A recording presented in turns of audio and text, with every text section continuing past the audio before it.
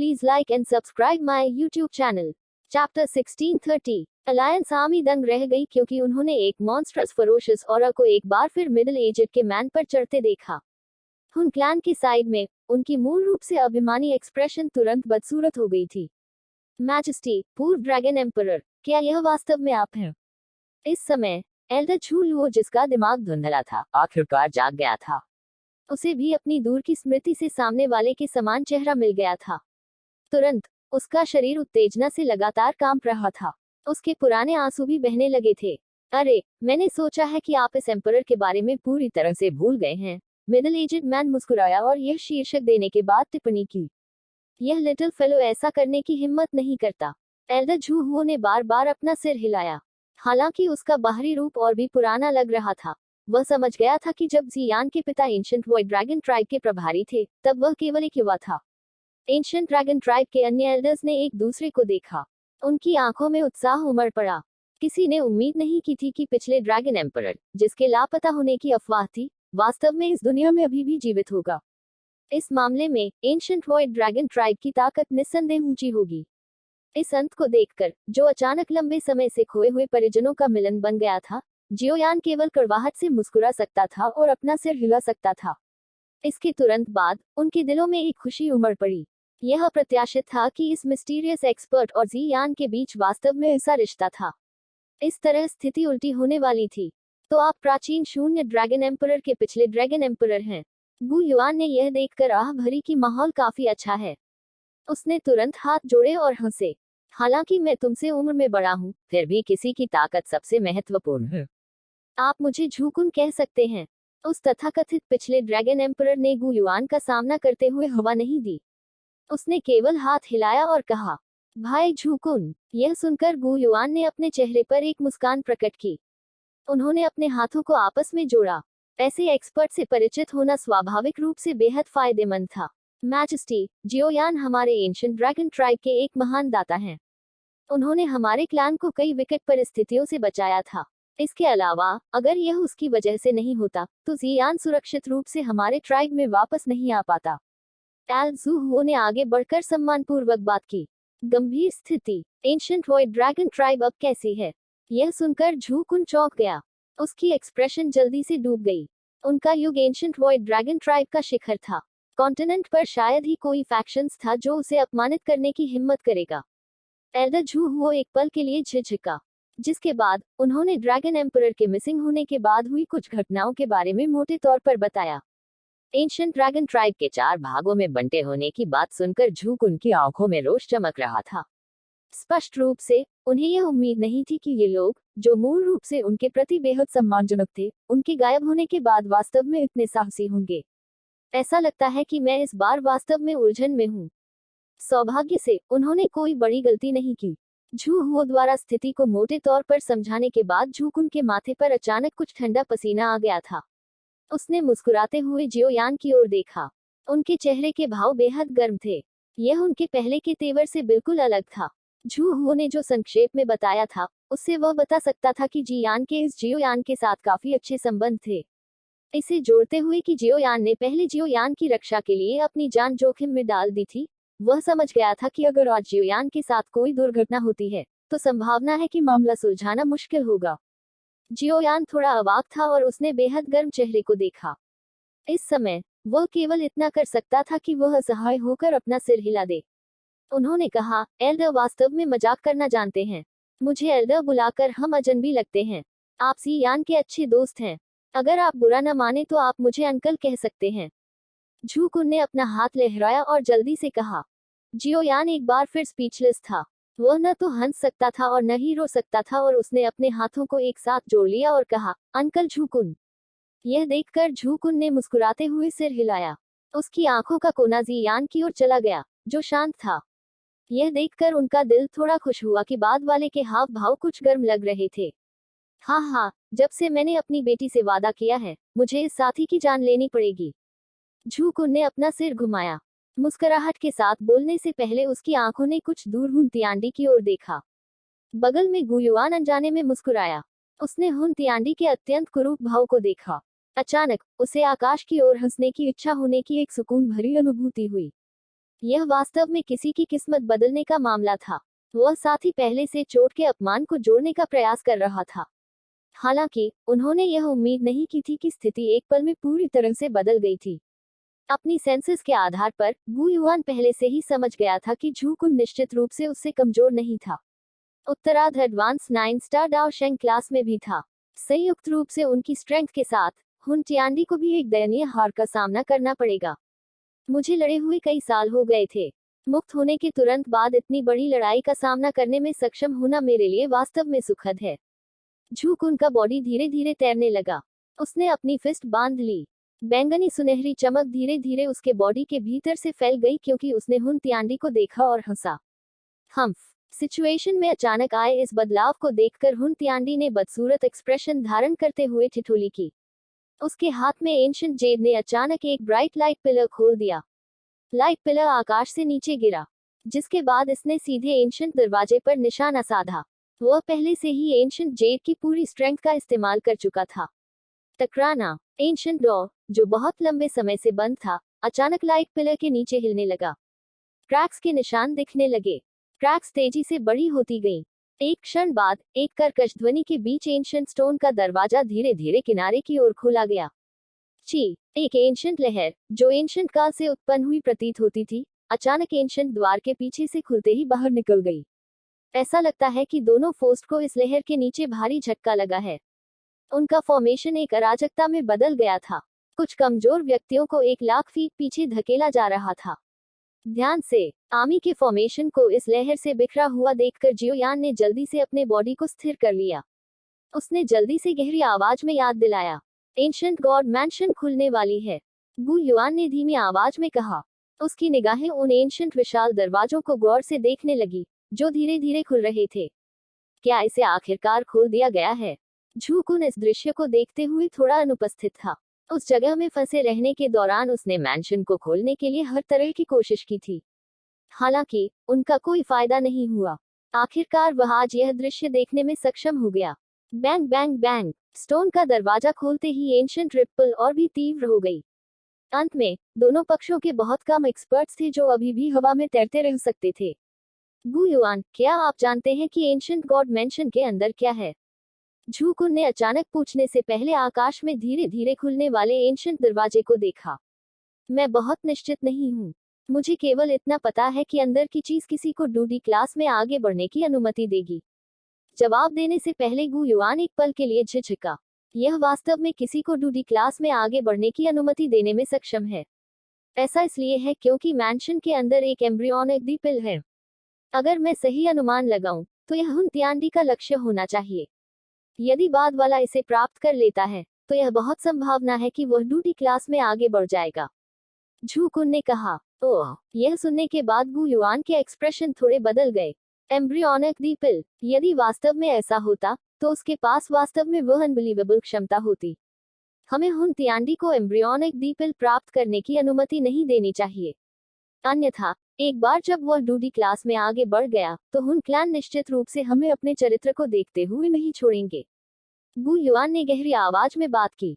झू कुन ने सिर हिलाया। वह यह भी समझता था कि एक एलीट दाऊदी कितना टेरिफाइंग था। टू शी एंशिएंट गॉड ने जिस क्षेत्र का उपयोग किया था, वह उसे हजारों वर्षों तक फंसाने में सक्षम था। इस अकेले से यह बताना संभव था कि तथाकथित डूशेंग शायद एक वास्तविक डूडी की आंखों में एक चींटी की तरह था। एंशिएंट गॉड मैंशन के पूरी तरह से खुलने के बाद हम कार्यभार संभालेंगे। जब तक हम हुन तियांडी से पहले द्वितीय एम्ब्रियोनिक पिल की गोली प्राप्त करने में सक्षम हैं, तब तक हमारे लिए अपनी स्ट्रेंथ को देखते हुए उसे मारना बहुत मुश्किल नहीं होगा। झू कुन ने कहा। भाई झू कुन के सुझाव के अनुसार हम करेंगे। उन दोनों में शीघ्र समझौता हो गया। झू कुन की हेल्प से गु युआन को हुन तियांडी से निपटने में असमर्थ होने के बारे में चिंता करने की आवश्यकता नहीं थी। जियोयान मुस्कुराया और उसने गु युआन और झू कुन को देखा, जो गर्व से खड़े थे। इस तरह के एक एक्सपर्ट की सहायता से स्थिति लगभग तुरंत बदल गई थी। जियोयान ने धीरे से सांस छोड़ी। उसने अपने पास सी यान को देखने के लिए अपना सिर घुमाया। झू कुन की पीठ को देखते ही वह चौंक गई। देखने से ऐसा लग रहा था कि वह हकीकत से रिकवर नहीं पाए हैं। इसके सामने जियोयान केवल धीरे से आहें भर सका। जियोयान, क्या आपको लगता है कि मुझे उसे पहचानना चाहिए?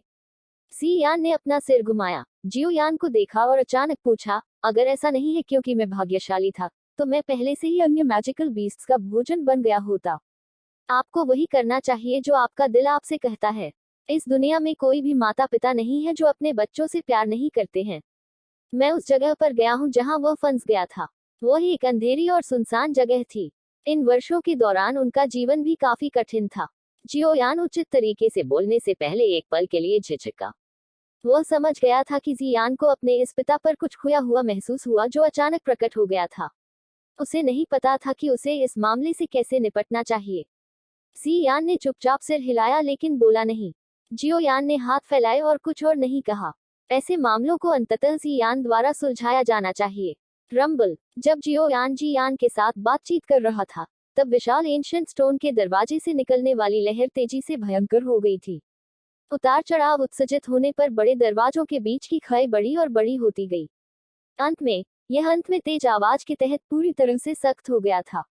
टकराना। एक फ्लक्चुएशन जो प्रीहिस्टोरिक काल से उत्पन्न हुआ प्रतीत होता था, अचानक फैल गया क्योंकि एंशिएंट स्टोन के दरवाजे पूरी तरह से खुल गए थे। विशाल लहरें बनने तक मैग्मा का पूरा समुद्र नष्ट हो गया था। जमीन कांप उठी। कई 10,000 फीट बड़े गहरे रसातल बन गए। शुद्ध करने वाली राक्षसी कमल की लौ ने जियोयान के शरीर को ढक लिया। उन्होंने उस तरह के प्रागैतिहासिक दबाव को खारिज करने की पूरी कोशिश की। 50 किलोमीटर के दायरे में पूरे क्षेत्र में केवल दोनों पक्षों के शीर्ष विशेषज्ञ थे। शेष व्यक्तियों को जबरदस्ती अलग अलग बिखेर दिया गया। गुंजन। एंशिएंट स्टोन के दरवाजे पर अचानक कुछ अजीब लहरें उठी। स्पेस डिस्टॉर्टेड हो गया। ऐसा लगता है कि वह विशाल दरवाजा एक पारदर्शी टनल में जमा हो गया था। कदम। जिस समय पारदर्शी सुरंग बनी, उसी समय गुयुआन और झूकुन आगे बढ़े। हुनत्यांडी और निहिलिटी डिवाउरिंग फ्लेम भी प्रकाश की दो किरणों में बदल गई थी, जो बिजली की तरह गति के साथ सुरंग में चार्ज हो गई थी। हमें भी जाना चाहिए। इस दृश्य को देखने के बाद जियोयान ने एक धीमी आवाज की। वह अत्यधिक गति के साथ आगे बढ़ा, घने दबाव को सहन करते हुए और सीधे सुरंग में आरोपित हो गया। दोनों पार्टीज के एक्सपर्ट्स भी पीछे से आ गए। सुरंग में कई व्यक्तियों के एंटायर होते ही पूरा आकाश खाली हो गया। केवल वही एंशिएंट बड़ा द्वार चुपचाप मैग्मा के समुद्र के ऊपर खड़ा रहा। चैप्टर 1630 खत्म हो गया। चैप्टर 1631। इस मिस्टीरियस स्पेस के चारों ओर एक हल्का कोहरा छाया हुआ था, जिससे पूरा एरिया धुंध जैसा दिखाई दे रहा था। यह स्पेस बिल्कुल शांत थी। वह तरीका ऐसा था जैसे कि यह कल्पों के लिए शांत हो गया हो। इस विशाल और सीमाहीन स्पेस में भूमि का एक टुकड़ा तैर रहा था। जमीन को बिना किसी सहारे के हवा में लटका दिया गया। यह बिल्कुल हवा में एक मंडप की तरह दिखाई दिया। लंबे समय से चला आ रहा अकेलापन आखिरकार आज टूट गया। धुंध का मिष्टी स्पेस अचानक डिस्टॉर्टेड हो गया था। तुरंत एक विशाल स्पेशल टनल दिखाई दी। इसके तुरंत बाद कई फिगर्स अचानक भीतर से बाहर निकल आए। अंत में वे उस भूमि के भूखंड पर उतरे। क्या यह एंशिएंट गॉड मैंशन है? जियोयान का बॉडी अभी अभी जमीन पर लैंड हुआ था, तभी उसकी आंखें तेजी से उसके चारों ओर घूम गईं। हालांकि वह यह जानकर दंग रह गया कि अपनी डी स्टेट सोल की महान शक्ति के बावजूद वह वास्तव में 10,000 फीट के दायरे से आगे की जांच करने में असमर्थ था। जाहिर है, इस जगह ने स्पिरिचुअल स्ट्रेंथ पर काफी प्रेशर डाला। एक सुनेर, कैलिन और बाकी लोग भी तेजी से जियोयान के पास आ गए थे। इस मिस्टीरियस स्पेस को देखते हुए उनकी आंखों ने एक सतर्क एक्सप्रेशन प्रकट किया। कई मानव फिगर्स के सामने आने के साथ ही दोनों पार्टीज के एक्सपर्ट्स भी आनन फानन में अलग हो गए, जिसके बाद वे सतर्क निगाहों से दूसरी तरफ देखते रहे क्योंकि वे विभिन्न प्रकार के स्नीक हमलों के लिए खुद को तैयार कर रहे थे। उनके द्वारा देर मत करो, चलिए चलते हैं। निहिलिटी डिवोरिंग फ्लेम ने गु युआन के ग्रुप को देखा, जिसके बाद उनकी नजर इस रेल्म की ओर हो गई। उसकी आंखों में कुछ अजीब सा फ्लक्चुएशन दिखाई दे रहा था, जिसके बाद उन्होंने धीमी आवाज में बात की। बाद में उन्होंने दूरी में जल्दबाजी करने का बीड़ा उठाया। हुनत्यांडी और हुनक्लैन के एक्सपर्ट्स ने जल्दी से पीछा किया। निहिलिटी डिवाउरिंग फ्लेम वास्तव में रास्ते से अवगत है। यह दृश्य देखकर गु युआन चौंक गया। यहाँ तक वह यहाँ पहुँचने के बाद कुछ दबाव महसूस कर सकते थे। इतने कम समय में डीटियर एम्ब्रियोनिक की पिल की जांच और पता लगाना उसके लिए असंभव था। अनएक्सपेक्टेडली रूप से यह निहिलिटी डिवाउरिंग फ्लेम रास्ते से बेहद परिचित लग रही थी। निहिलिटी डिवाउरिंग फ्लेम हो? झूकुन हैरान था। उसने एक गहरे विचार में होते हुए तुरंत सिर हिलाया। रास्ता जानना उसके लिए आश्चर्य की बात नहीं है। उनका अनुसरण करें। आवाज आने के बाद झूकुन ने कोई स्पष्टीकरण नहीं दिया। उन्होंने सीधे पीछा करने का बीड़ा उठाया। गु युआन और अन्य लोग एक पल के लिए झिझके और उसके पीछे पीछे चल पड़े। इस विशाल और अंतहीन भूमि पर दोनों समूह पूरी ताकत से आगे बढ़ते हैं। वे गिरते हुए तारों की तरह थे जो तेजी से आकाश को काटते थे। यह फास्ट चार्जिंग 1 दर्जन से अधिक मिनट तक चलती रही। अंत में निहिलिटी डिवाउरिंग फ्लेम और सामने के अन्य लोगों की गति धीरे धीरे कम हो गई।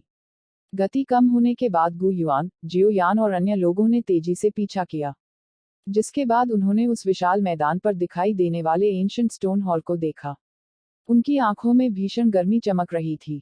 विशाल और अंतहीन मैदानों पर स्टोन हॉल चुपचाप खड़ा था। इससे एक एंशिएंट ऑरा फैल गई और पूरे अंतरिक्ष में गूंज उठी। स्टोन के हॉल के सामने एक अतुलनीय रूप से विशाल वर्ग था। चौक के दोनों ओर कई 10,000 फुट बड़े बड़े पिलर्स खड़े थे।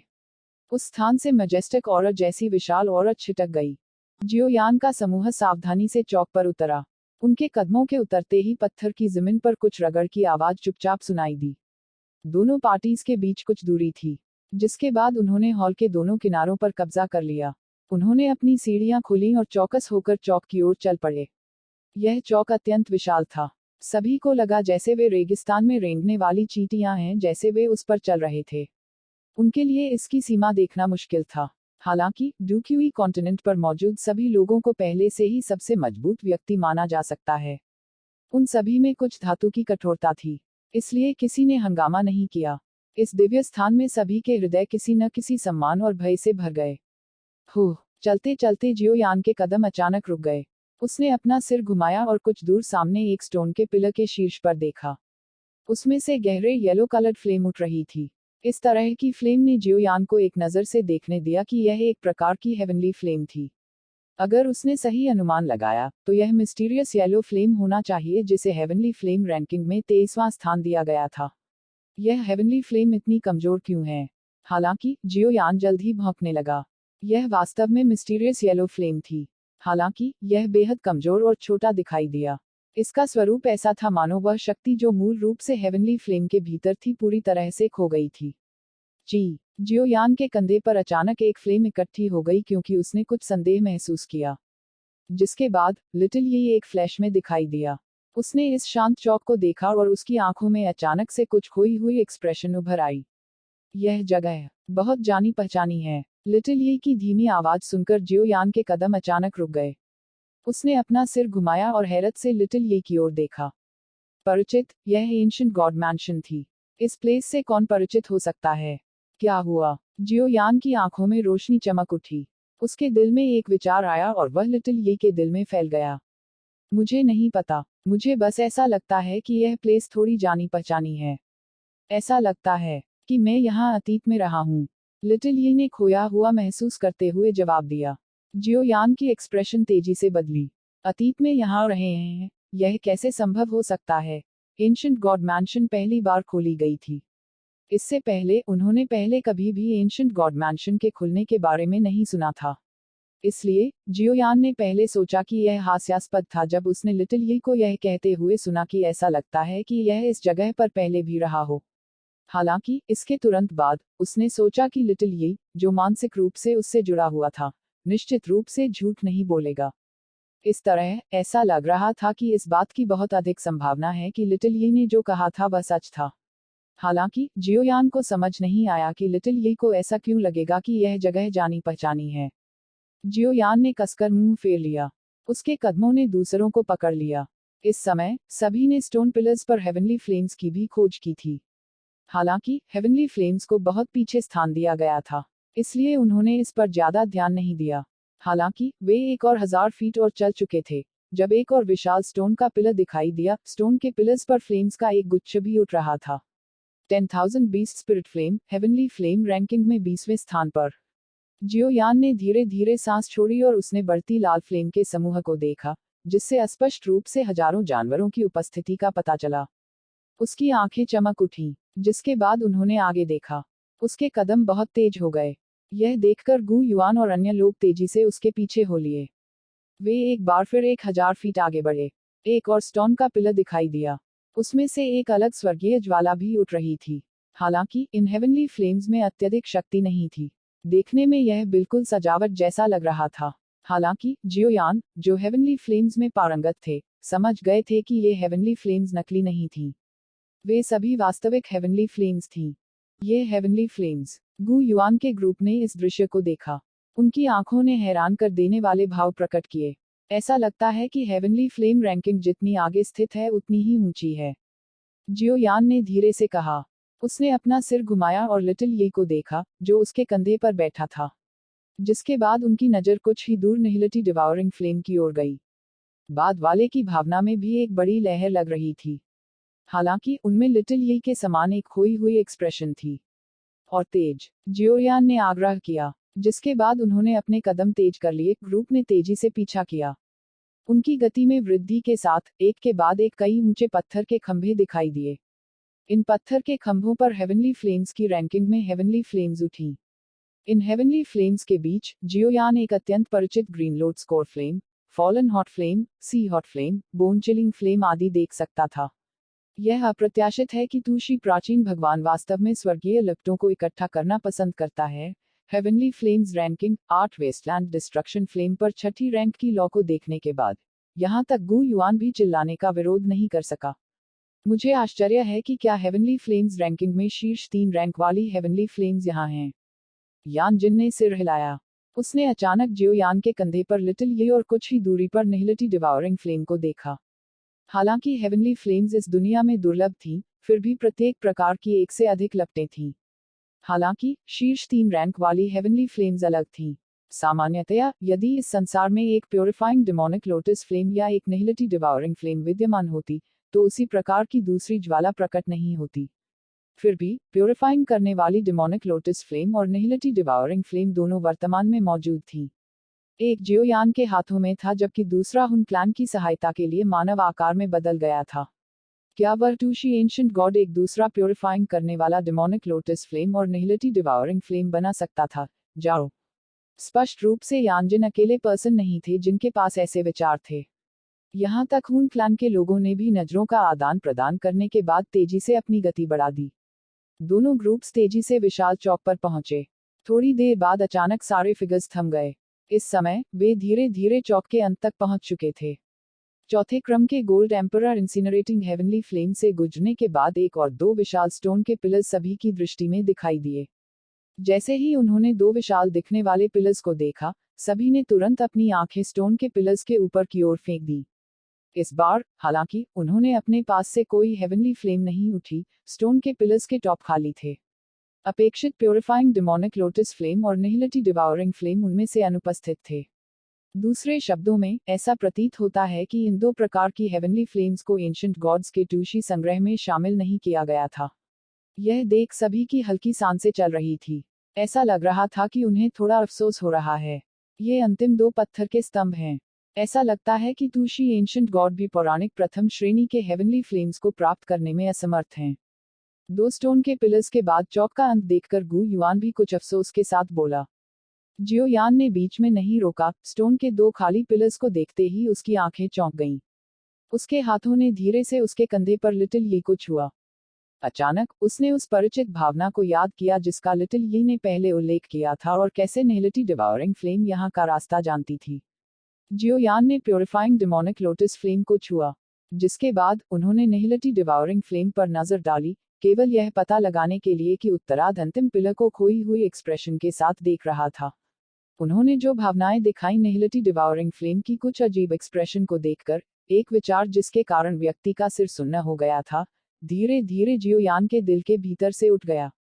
ऐसा नहीं है कि टूशी एंशिएंट गॉड ने प्योरिफाइंग डेमोनिक लोटस फ्लेम और निहिलिटी डिवाउरिंग फ्लेम को एकत्र नहीं किया था। इसके बजाय वे दोनों इस जगह से भाग गए थे। चैप्टर 1631 खत्म हो गया।